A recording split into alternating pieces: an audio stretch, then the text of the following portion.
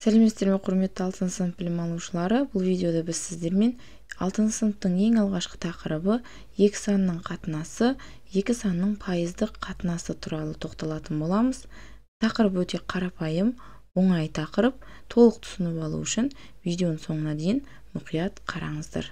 Алдымен біз қатынас ұғымы, оның қандай мағынаны беретіндігі, қалай жазылатындығы және оны қалай оқитындығымыз туралы айтатын болсақ. Жалпы біз қандай да бір сандарды немесе шамаларды салыстыру үшін азайтуды және бөлуді қолданамыз.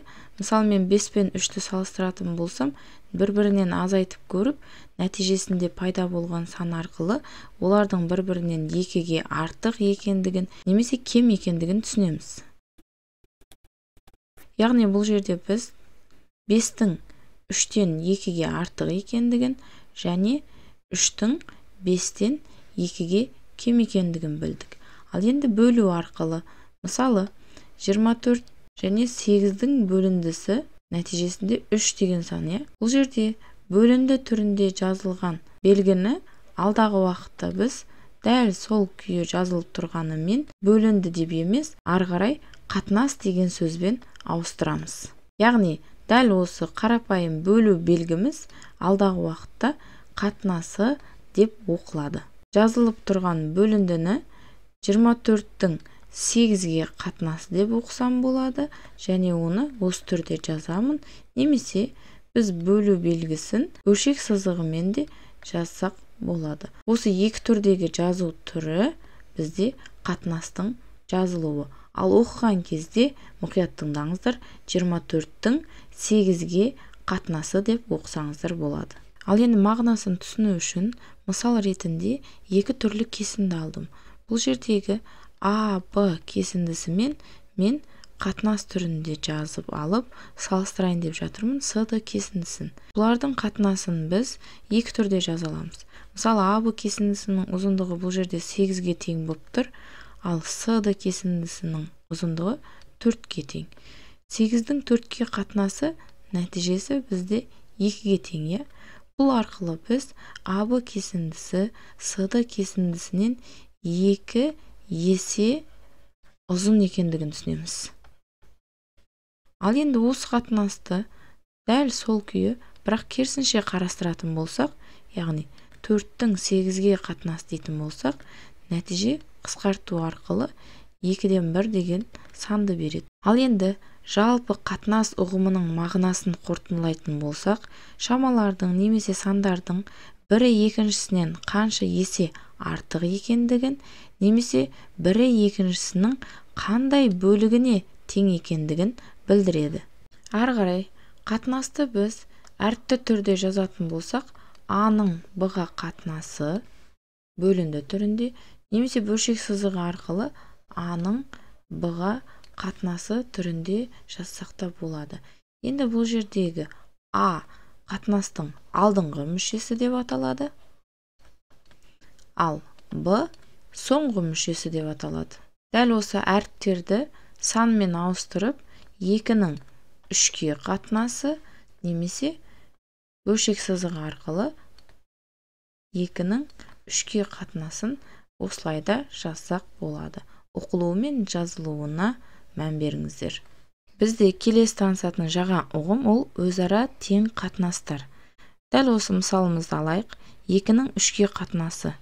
Оның алдыңғы және соңғы мүшелерін бірдей санға көбейтіп жіберіп, оған тең қатынас алсақ болады. Мен мысалы алдыңғы мүшесін де, соңғы мүшесін де 2 көбейтіп, 4-тің 6-ға қатынасы деген жаңа тең қатынас алдым. Немесе 9-дың 12-ге қатынасы деген қатынастың алдыңғы мүшесінде, соңғы мүшесінде 3-ке бөліп жіберу арқылы 3-тің 4-ге қатынасы деген оған тең қатынас алсақ болады.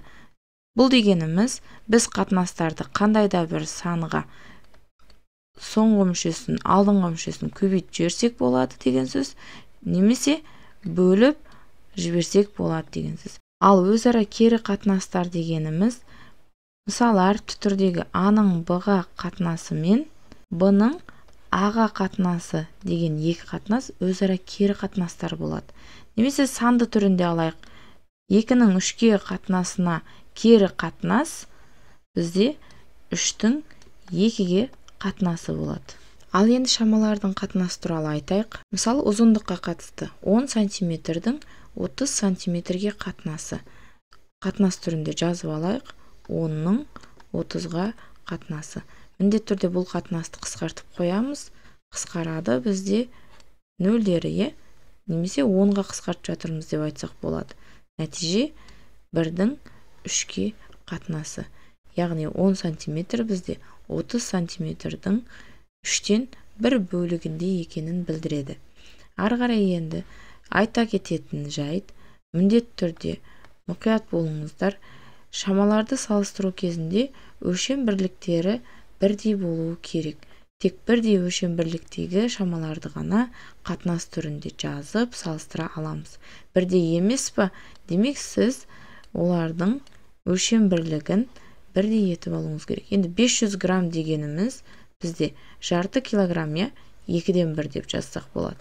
Немесе 2 килограммды ауыстыратын болсақ, бізде ол 2000 грамм. Ал енді қатынас түрінде жазатын болсақ, грамм күйінде ыңғайлырақ жазайық. 2000-ның 500-ге қатынасы. Нәтижеде 2-0 қысқарады. 20-ның 5-ке қатынасы болды.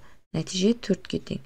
Демек, мағынасы 2 килограмм бізде 500 граммнан 4 есе артық. Келесі, уақытқа байланысты екен. Өлшем бірлігіне қарайтын болсақ, ол жерде де әртүрлі өлшем бірліктер, демек, бірдей өлшем бірлікке келтіріп аламыз.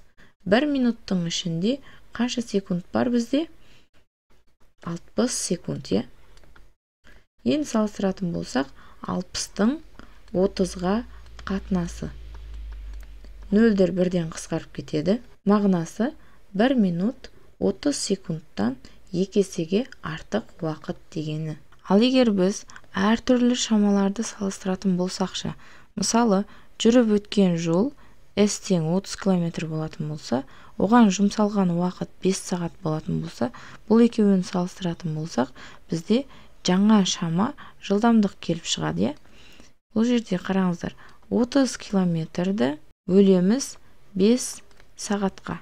Яғни 30 километрдің 5 сағатқа қатынасы нәтижесі 6. Өлшем бірлігі де жаңа шаманың өлшем бірлігі болады, километр сағат деген. Ең соңғы тоқталатын жаңа ұғымымыз ол пайыздық қатынас. Мысалы біз 3-тің 4-ке қатынасы деген сандық қатынасымызды пайыздық қатынас түрінде жазу үшін жай ғана 100%-ға көбейтіп жіберсек жеткілікті. Ал енді есептейтін болсақ, 100 бен 4 өзара қысқарады, 4-тің орнында 1 қалады, 100-дің орнында 25. Бұл 25 дегеніміз 3-ке көбейтіледі. Қасына пайыз белгісін тіркеп жүрейік. Сонымен нәтиже 75%-ға тең. Демек 3 саны 4-тің 75%-ын құрайтындығын білдіреді.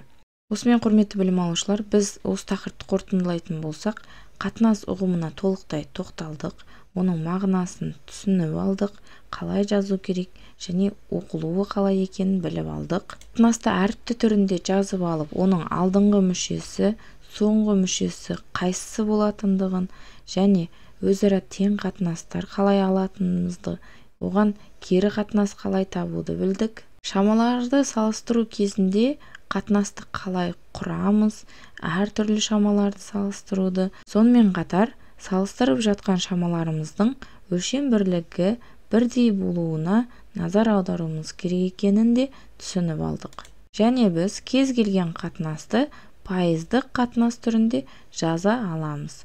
Осымен бұл видеомызды аяқтаймыз. Барлығы сіздерге түсінікті болды деп ойлаймын. Міндетті түрде лайк басып, каналға тіркеліп қоюды ұмытпаңыздар.